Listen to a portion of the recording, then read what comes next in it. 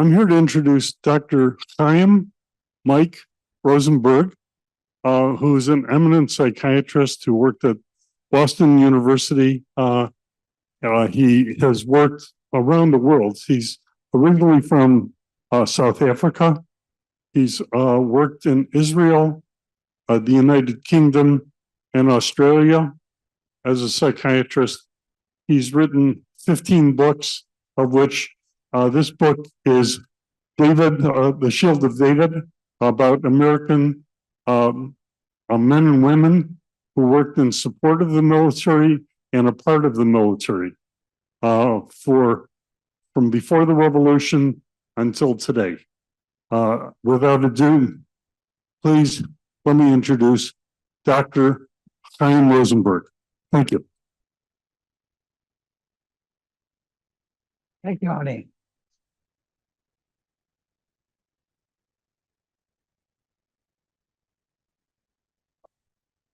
Okay, can you hear me? Okay. Well, thank you, Arnie, for inviting me, and thank you, Jill, for setting it up. It's a pleasure to be here, and I know next week you're having a talk about Indigenous people in Chicago, if I heard right. But other than the Indigenous people, everybody is a immigrant, and most people came here for reasons of persecution elsewhere and for the hope of a better life in the new world. So this is the story of one such group, the Jewish people who arrived in the United States, the first people as early as 1654.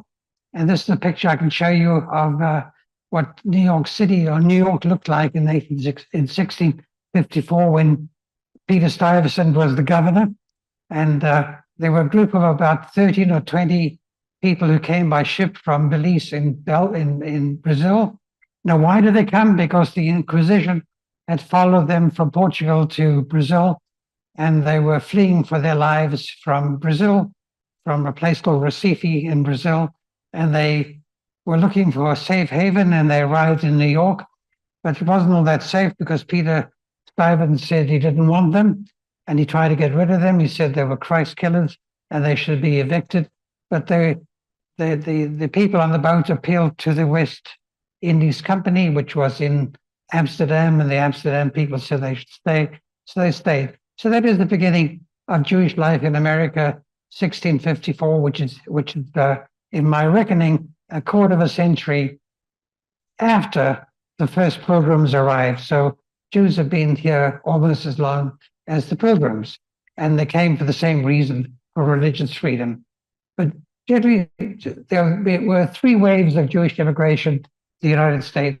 The first wave was what they were called Sephardi Jews. These are Jews who originated in Spain, and the Inquisition got a hold of them in 1491, and they spread over the world, some to Holland, some to Brazil, and the Inquisition followed them there. And as I said before, some of them came to what was then to to New Amsterdam, which was where Peter Stuyvesant was. But then after a while, the British took over, and it became New York. Now, they were the Sephardim were the predominant Jewish group, very small, maybe 1,000 or so people, until about 1850, when there was a migration of German-speaking people, because there were revolutions in Germany, and people decided that they needed to find a safe place, and many people came to what is then the United States, and found themselves in the midst of a civil war in 1860.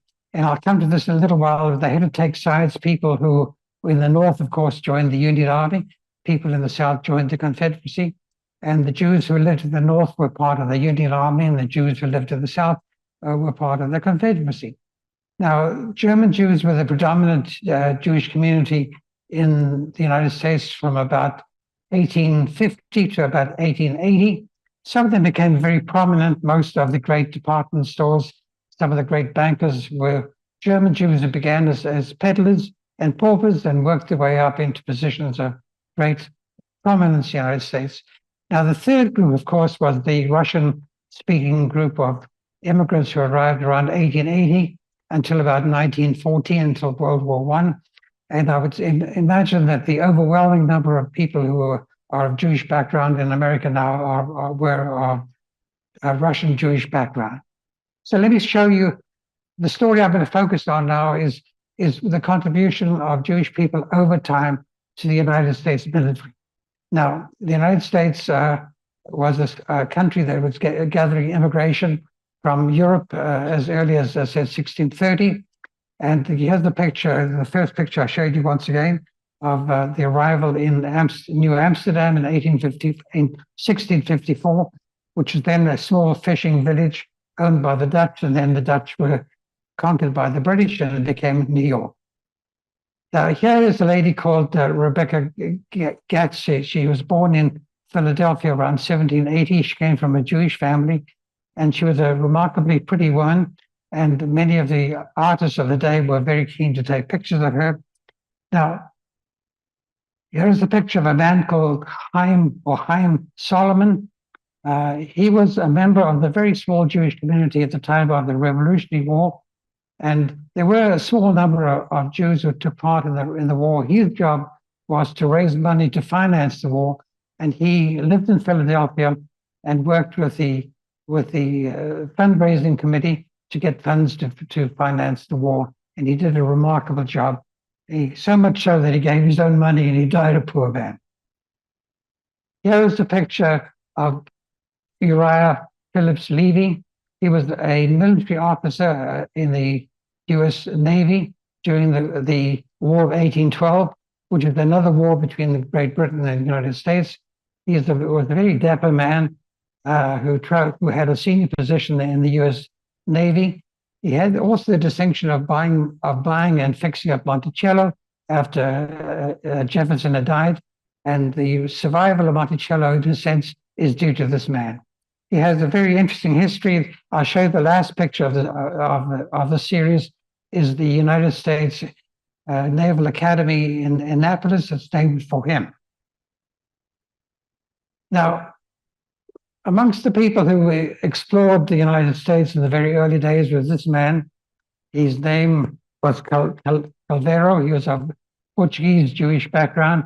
He was given the job of taking pictures of the United States by crossing the Rockies in 1850, and they went, of course, on horseback or muleback across the Rockies to see whether you could get across to the other side of the country by mule and by horseback.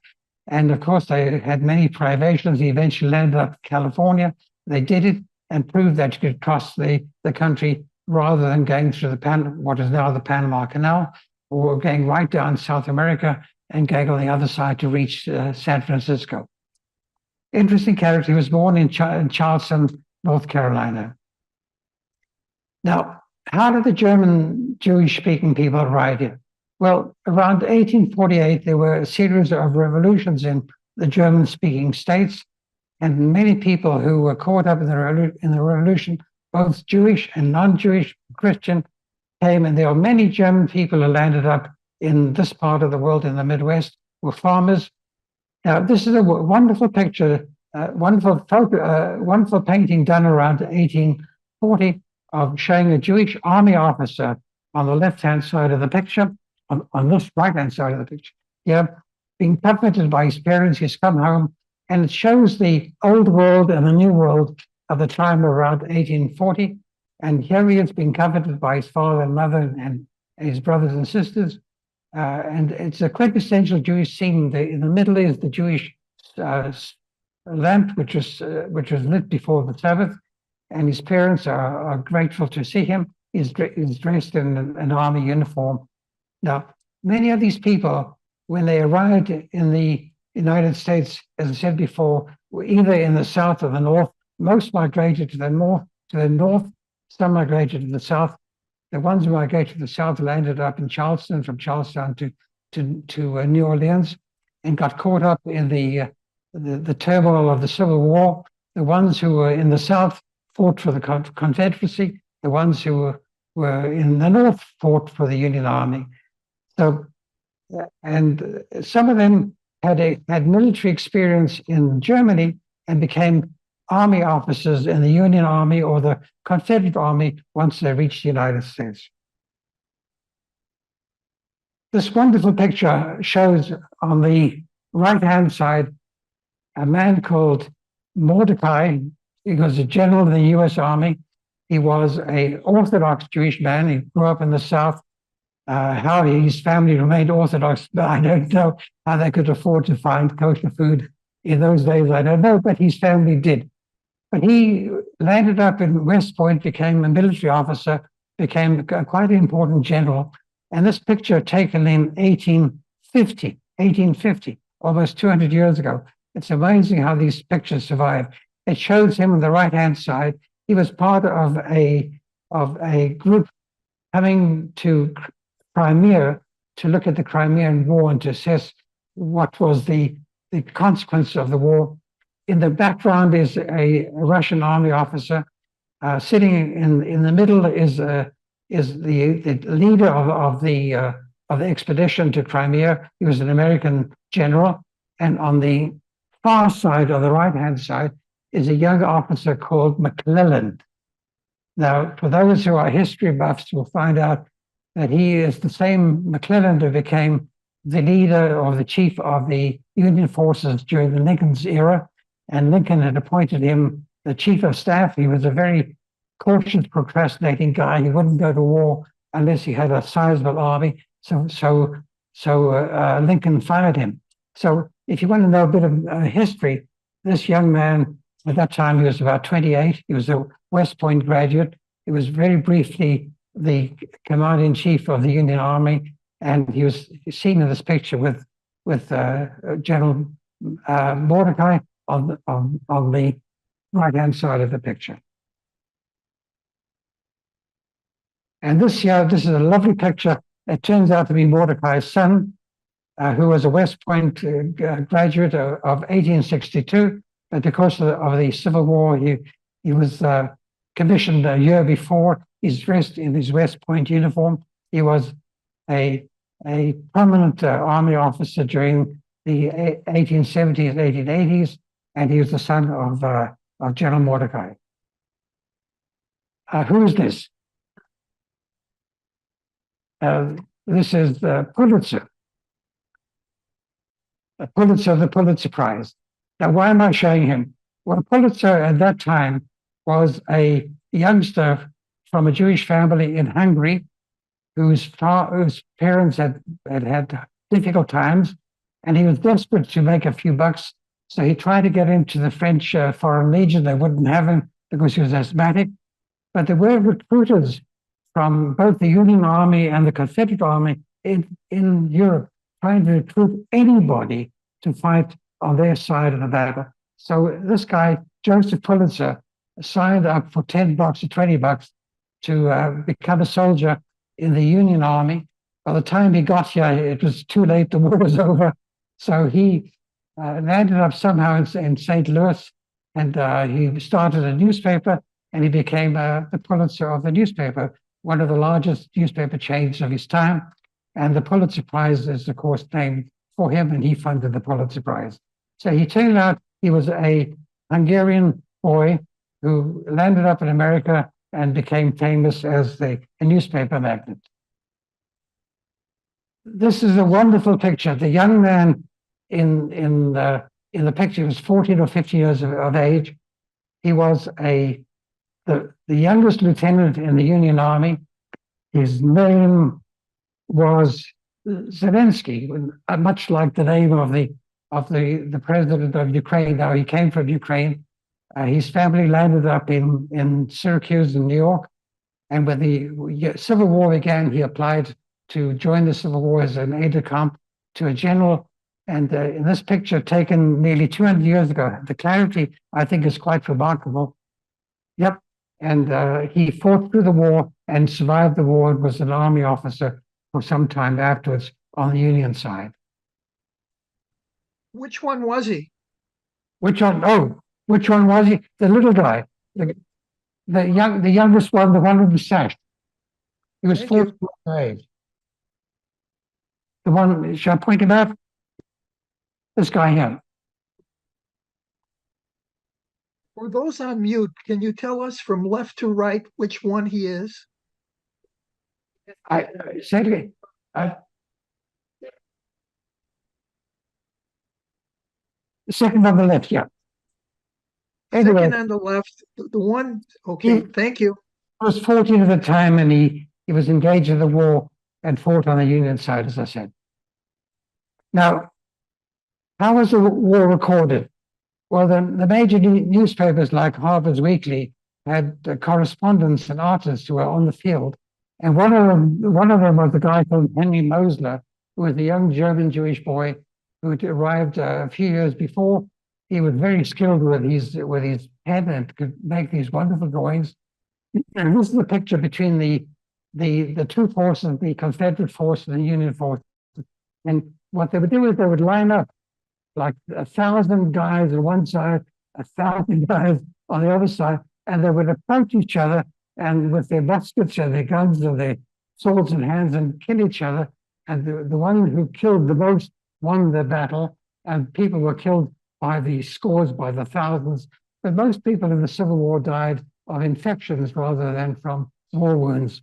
But this guy Mosler had this incredible talent of being able to record battles. He would draw this in a half a day, send the picture back to New York.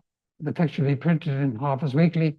And for those who collect old pictures, if you find the Harper's Weekly of 1861, 1862, 1863, you'll find many of these pictures, some by Mosler, some by other artists.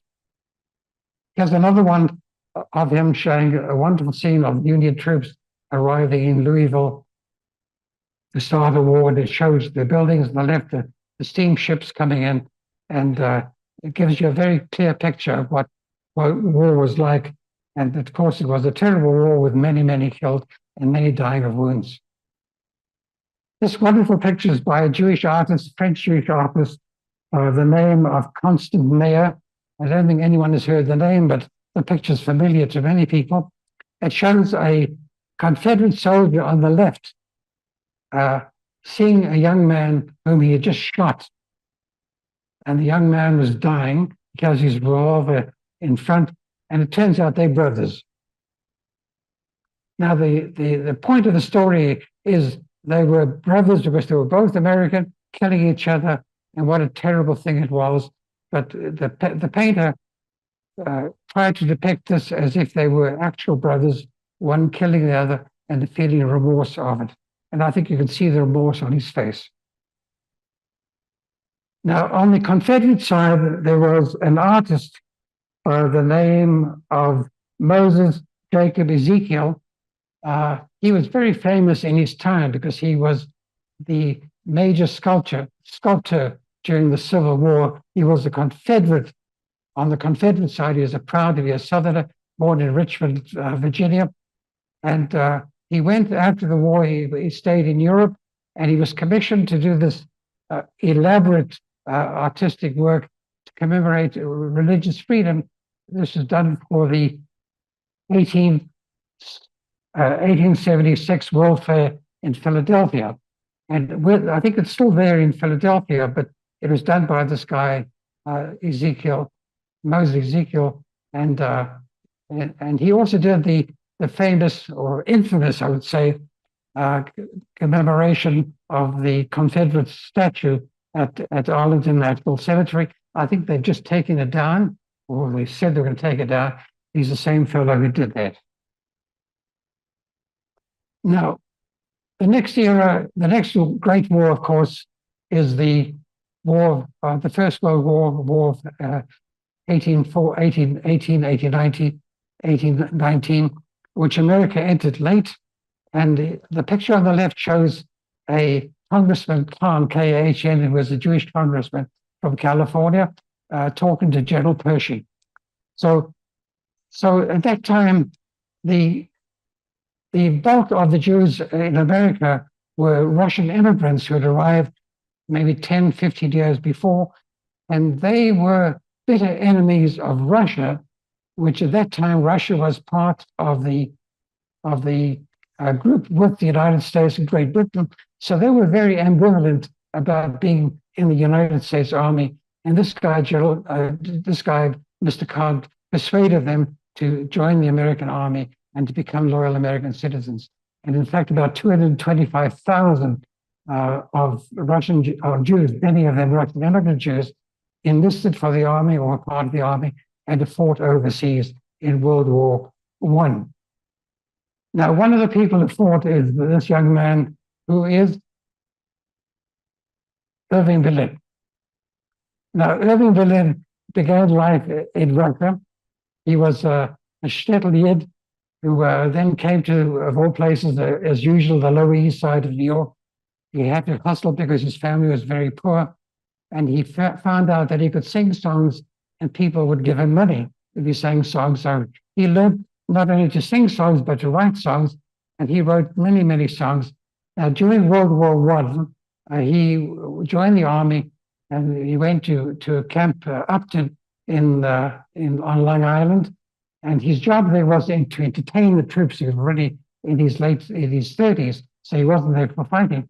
So he started a musical called the Ip Yip Yarang, and it had wonderful songs like a song he called God Bless America.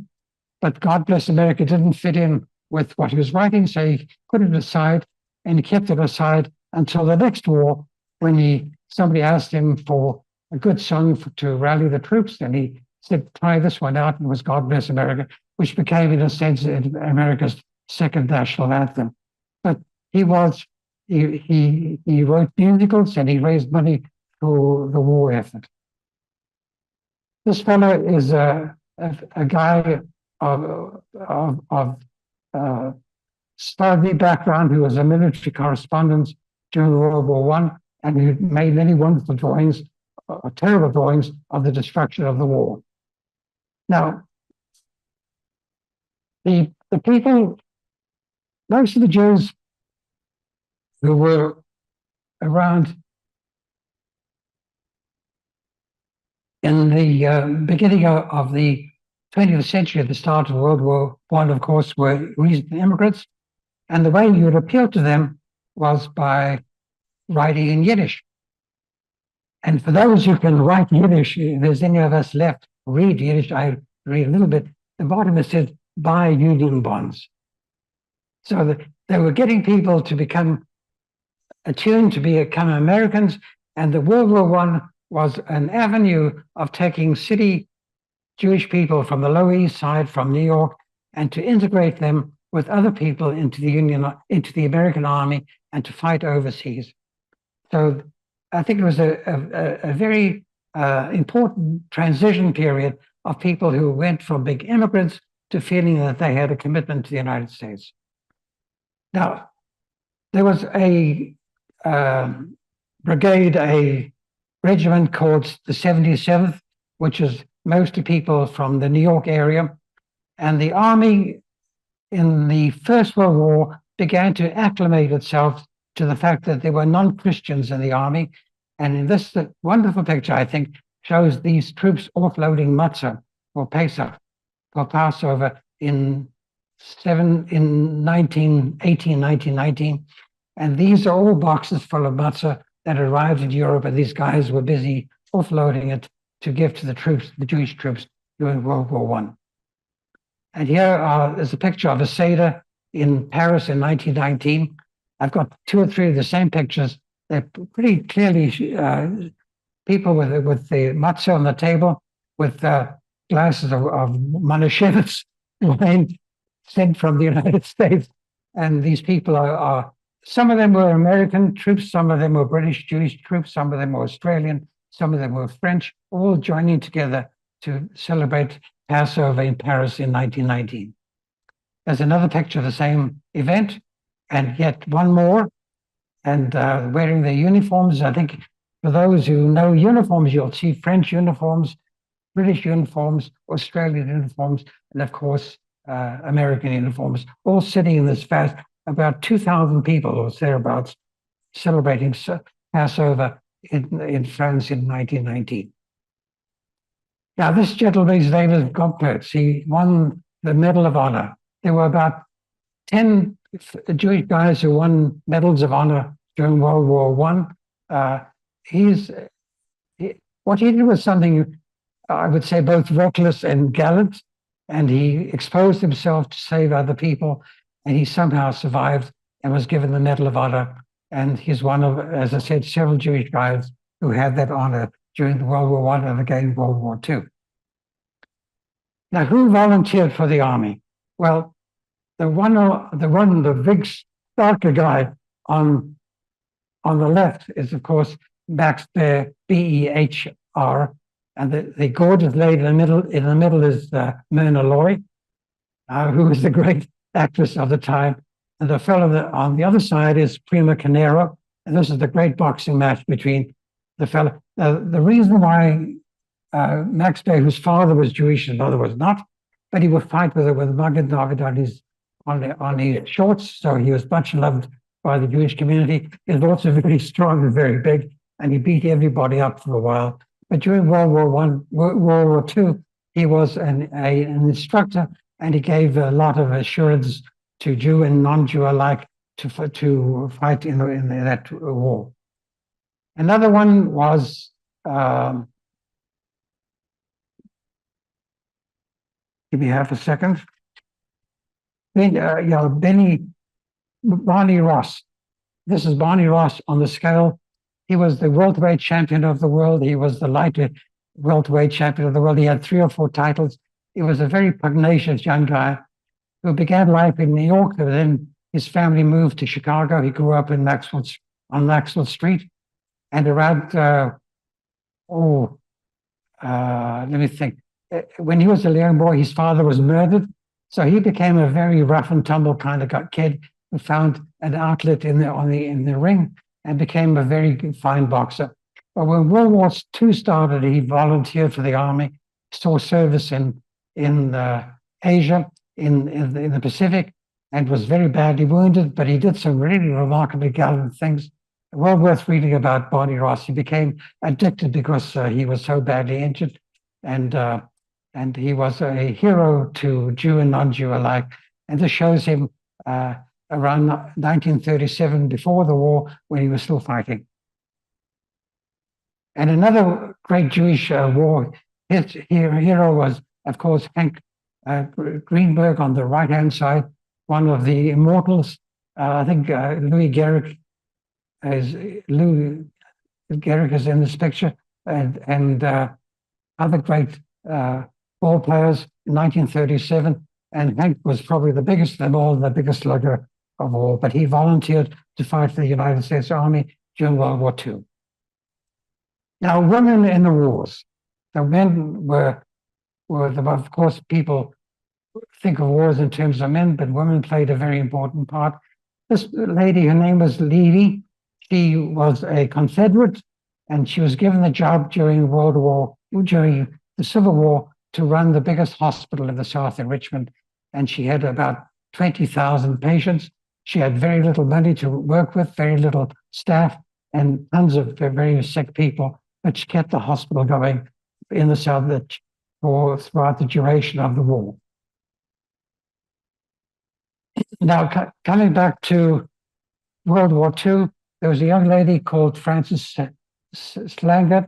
She was a nurse from Boston, and she was one of the first nurses to reach Normandy.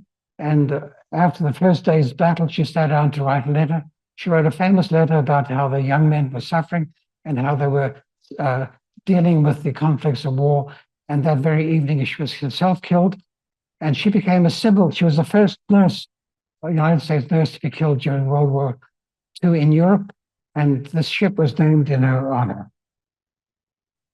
This is another young Jewish nurse she came from Connecticut. And the picture was taken.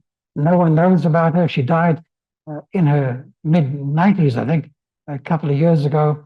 But here she is in her gorgeous uniform during World War II. Here she is again, one of the three. I'm not sure which one, I can't remember. But she fought in the war, treated troops, and played her part in the war. And here's another, Hedy Lamarr, said to be the prettiest woman that ever lived. I don't know. I would say so, enough. But she was born Jewish. Her parents converted her to Catholicism. She came to the United States to get away from her husband, who was a very rough guy who supported the Germans. And she made a contribution to the war effort. And I thought she's worth including in this picture. Now, the famous kiss. When the war ended in 1945, this young girl, the one in the white, was working as a nurse's assistant, as a dental assistant in New York. And she heard that the war was over, so she went to Times Square to see what was going on. And while she was there, this guy grabbed her and gave her this tremendous kiss. And it turned out that some famous photographer was there at the moment and caught the picture, and it became the symbol of the United States victory. She says it wasn't much of a kiss. And the guy who kissed her apparently thought she was a nurse, and he was paying homage to nurses for helping him during the war. But it turned out she was a dental technician, not a nurse. And they kissed her all the same. But it's interesting to see Times Square with the familiar buildings in the background and the army troops all around, army and navy troops. And this picture was taken in 1945 and remains a classic picture of the war. Now, another war. This is the Civil War, the Spanish Civil War. This guy is one of my personal heroes. His name was Edward Barsky, B-A-R-S-K-Y. Edward Barsky, during the Spanish Civil War, felt so compassionate about the fate of the Republicans who were being attacked by Franco and by the fascists on the other side, that he organized Jewish doctors, Jewish and non-Jewish doctors, and nurses, Jewish and non-Jewish nurses, to go to Spain and to help in the Spanish Civil War and to help the Republican. And for whatever reason, he got caught up in the Un-American Committee business after the war, and he was banned from medical practice, but he regained his dignity at the end of the war, and I think is a symbol of great courage. Now, the immortal chaplains. In 1943, a ship carrying troops was going from the United States to Europe, and it got torpedoed along the way, and there weren't enough lifeguards for all the people. So these 4 ministers, Jewish or Catholic and Protestant, gave up their life supports, their life vests to other people, and they were last seen standing on deck, holding hands and praying, and went down with the ship. The fellow on the right is the Reformed Jewish chaplain, Dr. Good, and I think it's a symbol of American courage and a symbol of American unity, of people of different faiths getting together to do a service to their fellow man. The Americans captured Buchenwald in 1945, one of the terrible concentration camps that the Germans had built. They built hundreds of them, and the camps had several purposes. This one was, of course, to exterminate Jews. And this picture on the here, Rabbi Herschel Schachter decided to celebrate a Jewish holiday with the inmates of the camp as well as American troops. So this picture will show all kinds of people, inmates, starving people, people wearing their military garb, their uniforms, intermingling with people who were saved from the concentration camp. After that, many of them were landed up in Israel or Palestine at that time, and their lives were saved, but many millions, Jews and non-Jews, were slaughtered during the Holocaust. I don't know if this, I got this picture from a physician in Chicago. The fellow in the middle was his father, who had a pharmacy somewhere in Chicago, And the picture was taken in Iceland, celebrating Hanukkah in 1943. So these were Jewish troops with the Taliesin celebrating Hanukkah in Iceland in 1943. What they were doing there, I don't know, but the guy gave me the picture. I thought it's well worth showing. Now, how did the war end? Well, the Germans were defeated. Japan was determined to fight forever to the last man. And Albert Einstein, this is he, wrote a letter to President Roosevelt saying that the Germans were on the brink of splitting the atom and developing an atomic bomb. And the United States better get there first of all. So Roosevelt devoted millions, perhaps billions of dollars to develop the nuclear bomb, hiring Oppenheimer to head this. And of course, the story is known to all of us. The bomb was dropped twice on the Japanese. It was so devastating, so awful, so unbelievable, but it stopped the war. So I'm not going to give it a value judgment. I think it had an incredible consequence of ending this battle, which would have gone on until the last Japanese person was alive. So I think it was, on the whole, an act of goodness. Oh, shouldn't say that.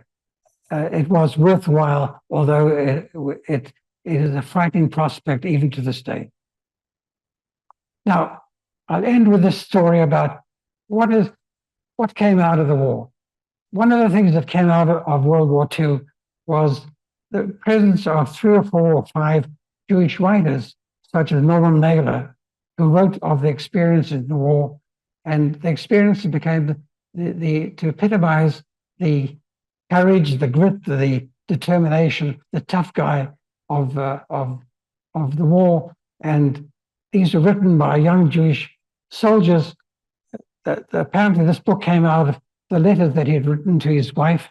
He didn't stay married to her for long because he married 4 or 5 times. It was a very rough guy, this one.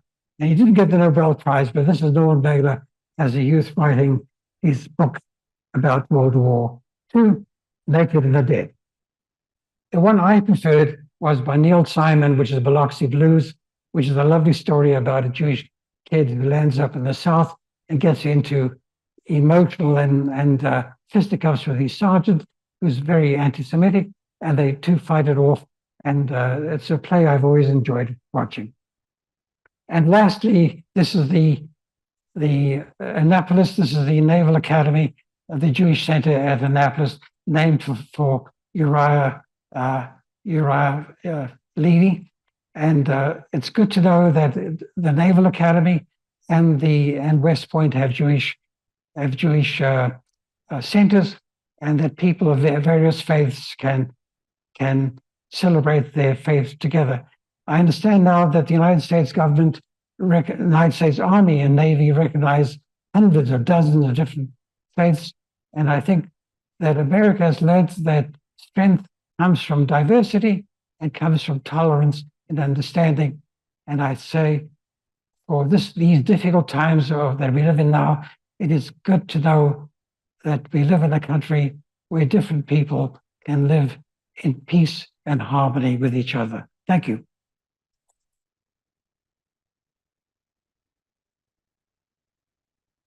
Okay, anyone? I'll leave it to you.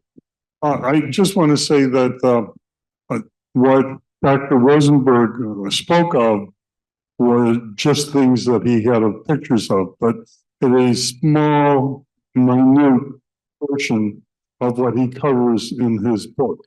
His book goes into great detail of many, many people, men and women who served throughout American forces in peacetime and wartime in his book. So I started the book and I couldn't put it down.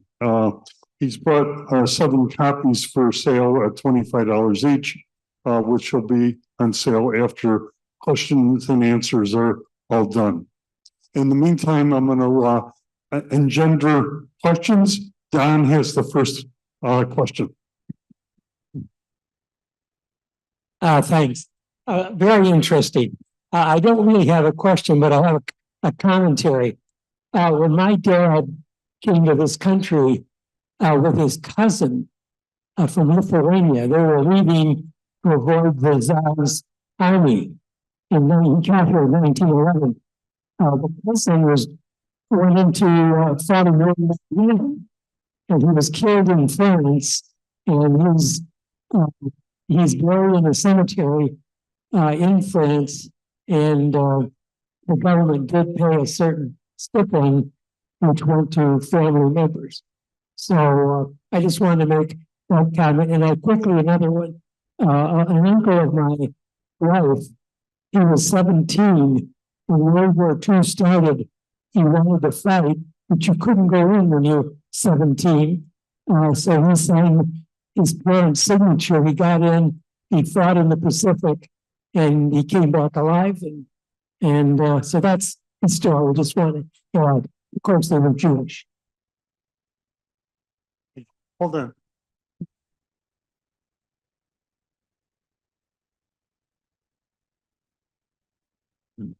Dr. Rosenberg, I bought your book several months ago. Enjoyed it very much. Thank you. A passion and a interest of mine has been Jewish militaria. So I was very impressed with your book. Thank you. I've recommended it to a number of people. Thank you. And in all modesty, I'm an authority on Commodore Uriah P. Levy and can tell you all sorts of anecdotes and stories about his naval career before and after the Civil War. Let's try this mic, Arnie. Arnie, I've got this one here. Thank you. Try this mic. That's good effect. Can you hear? Yes. Sure. Okay. I just wanted you presented a picture of Henry Mosler by Henry Mosler, and Henry Mosler was a great grandfather of my wife. Oh, And also, in case you don't know, the Mosler Safe Company, which later on, his sons created, and the Declaration of Independence sits in a Mosler safe.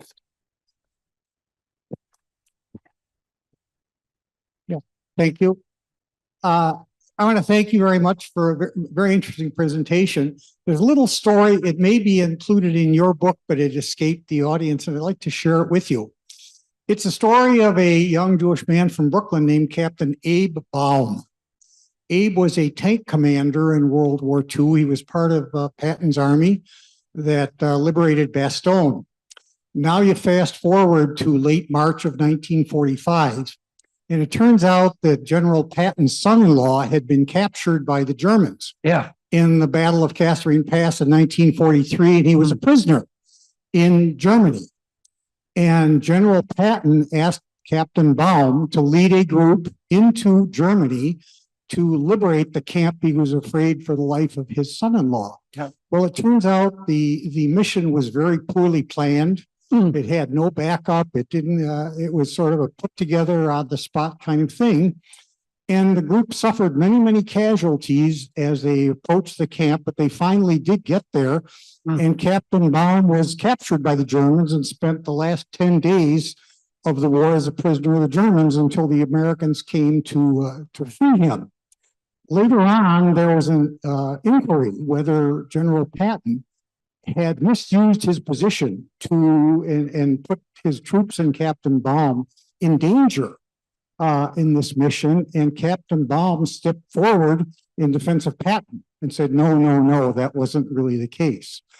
I tell the story really because it kind of touched my heart, but really you can find the whole story in New Orleans in the World War II Museum. As you go through the halls and they tell the stories of the whole thing, there's one segment devoted to Captain Baum and his mission and the experience that he had. And I thank you very much for letting me share this with you today. Yeah. Sorry, sir. Two comments. First, the beautiful woman you had a picture of on the screen, Hedy Lamarr. Do you know she was a genius. She actually invented something for the United States Navy. It was a locator radar for the torpedoes. Secondly, thank you for what I think, as an ordinary, everyday nobody, that was very interesting and beautifully done. Thank you. Thank you.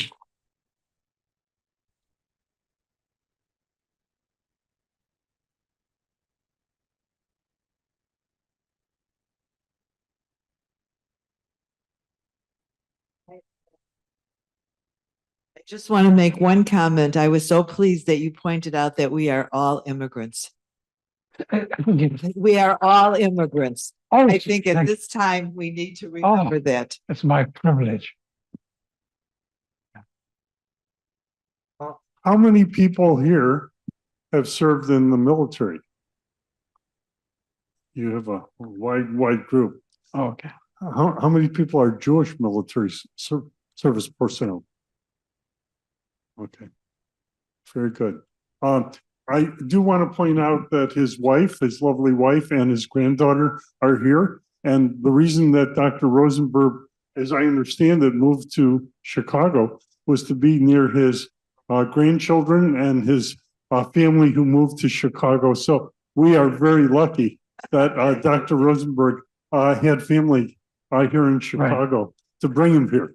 Thank you. Thank you. Can we get to the Zoom?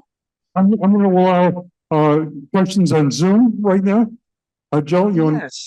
Yes. Thank you, Arnie. Thank you, Arnie. Doctor, it was a wonderful presentation. We had over 50 people on Zoom, so you need to know, in addition to the auditorium, we had a large group. You've already answered one of the questions that was presented, which was, were there any significant stories or Jewish women that were part of your message? And they certainly were. I see that there is one hand up, and I'm going to ask Seymour if he had a question. You are unmuted, Seymour. If you have a question, please ask the doctor. Yes, I'd like to make a comment. Thank you so much for your wonderful presentation.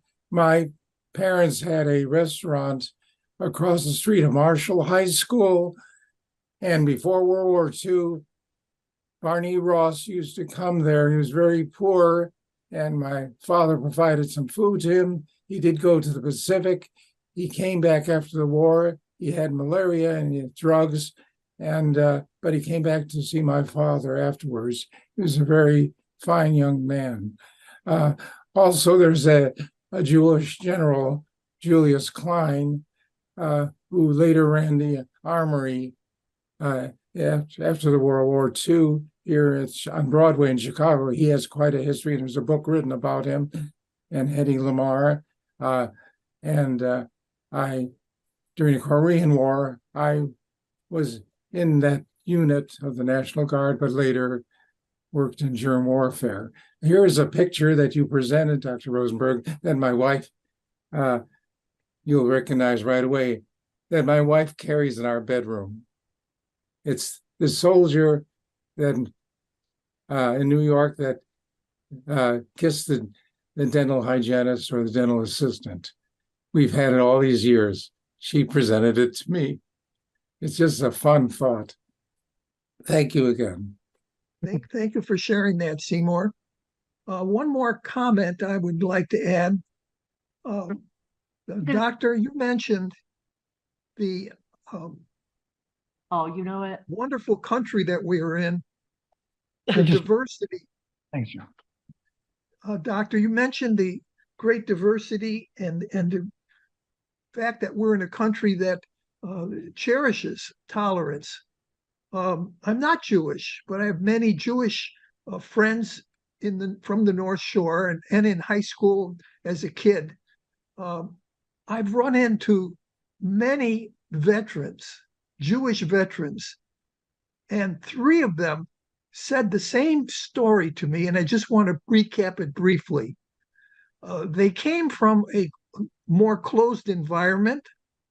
In some cases out east, in some cases New York, in some cases Chicago, and they were in the army, and they were thrust with people that have never seen anybody that was Jewish.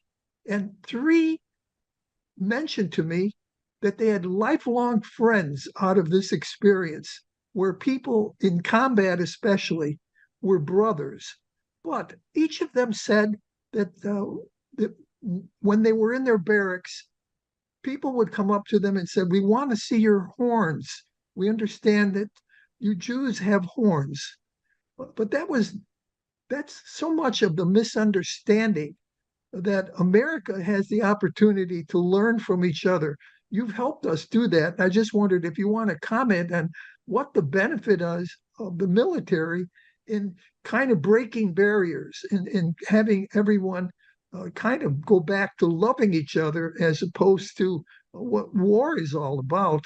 It seems like the anti-Semitism gets removed when you're in a combat situation. My kind, well, I think it's good to hear that when people meet each other, that these stupid prejudices get disseminated. But I think during World War One, the overwhelming number of Jewish kids were city kids, and they met people from Iowa, from Idaho, from country places that they never knew before, and vice versa. That people who were thought to be devils turned out to be just human beings.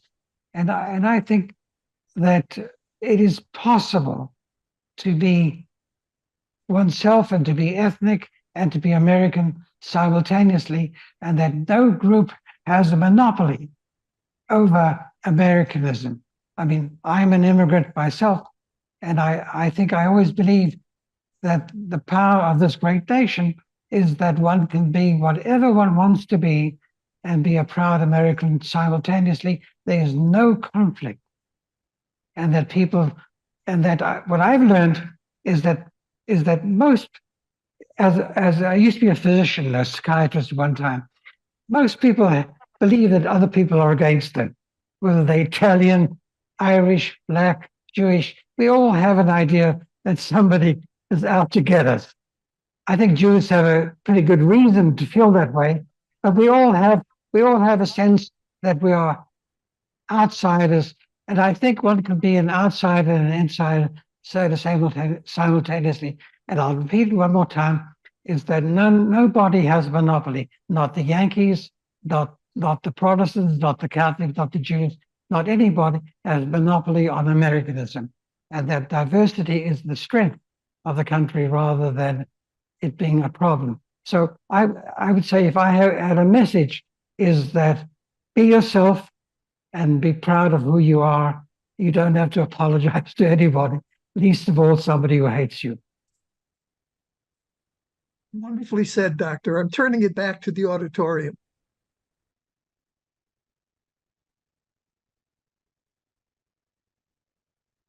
I just want to allow people to come up and talk to Dr. Rosenberg individually, buy a book, have them sign it, whatever you wish. I just want to thank Dr. Rosenberg and his entire family for bringing Dr. Rosenberg to us and making a wonderful presentation to us. Please understand that what he covered in his talk is a minute example of what is covered for all the women who served in the military. There are lots of information about all the women, as well as men who served throughout the history of the United States in the U.S. military, all branches. Thank you, Arnie.